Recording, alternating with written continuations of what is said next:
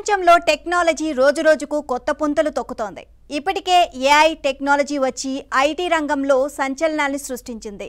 దీన్ని వినియోగించి మానవులు తమ పనులను మరింత ఈజీగా చేసేస్తున్నారు.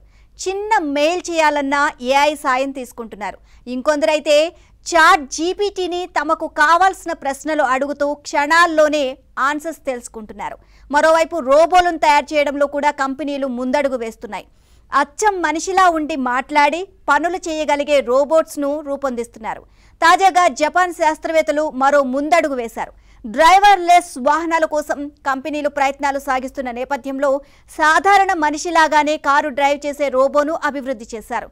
ప్రస్తుతం ఈ రోబోట్ రోడ్లపై కారు నడుపుతూ అందరినీ ఆశ్చర్యానికి గురి చేస్తోంది.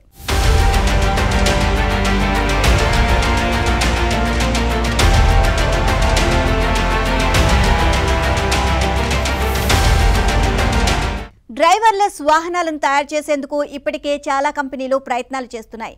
మనుషులకు ఇబ్బంది లేకుండా డ్రైవర్ సాయం లేకుండానే రాకపోకలను సాగించేందుకు ఈ తరహా ప్రయోగాలను చేస్తున్నారు. ప్రస్తుతం ఇందులో జపాన్కు చెందిన శాస్త్రవేత్తలు కీలక అడుగు వేశారు.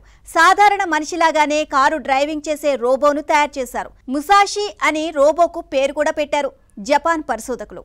ఇక ఈ రోబో డ్రైవర్ ప్రస్తుతం మార్కెట్లో ఉన్న కార్లనే డ్రైవ్ చేస్తుంది అని చెప్తున్నారు. యూనివర్సిటీ ఆఫ్ టోక్యో శాస్త్రవేత్తలు ముసాషి రోబోను అభివృద్ధి చేశారు. డ్రైవింగ్ లో భాగంగా హ్యాండ్ బ్రేక్ వాడడం, ఇగ్నిషన్ కీ ఆన్ చేయడం, పెడల్స్ తొక్కడం, స్టీరింగ్ తిప్పడంతో పాటు ఇండికేటర్లను వాడడం వంటి పనులను అవసరమైనప్పుడు చేస్తుంది అని చెప్తున్నారు. అయితే ఈ ముసాషి రోబో కళ్ళుగా హై రిజల్యూషన్ కెమెరాలను అమర్చినట్లు చెప్పారు. ఇక వీటిని ఏఐ సిస్టమ్కు అనుసంధానం చేసినట్లు వివరించారు. దాంతో ఈ రోబో ఏఐ టెక్నాలజీ మేరకు పనిచేస్తుంది అని అంటున్నారు. ప్రస్తుతానికి ముసాషి రోబో గంటకు 3 మైళ్ల వేగంతో ముందుకు, కుడివైపు మాత్రమే చూసి నడపగలదు అంటున్నారు. త్వరలోనే సాధారణ మనిషిలా డ్రైవ్ చేసేలా శిక్షణ ఇస్తున్నామని జపాన్ శాస్త్రవేత్తలు పేర్కొన్నారు.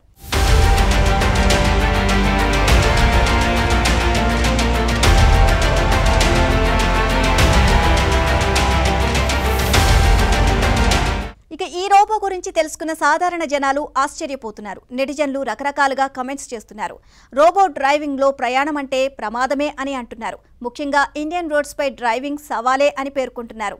యాక్సిడెంట్స్ జరగడం పక్కా అంటున్నారు. మరోవైపు రోబోలను ఇప్పటికే పలు రంగాల్లో ఉపయోగిస్తున్న విషయం తెలిసిందే. హోటళ్లలో సర్వింగ్ నుంచి గేట్ల దగ్గర వెల్కమ్ చెప్పడంతో సహా ఇతర పనులకు ఉపయోగిస్తున్నారు. ఈ క్రమంలో ప్రజల్లో ఆందోళన వ్యక్తమవుతోంది.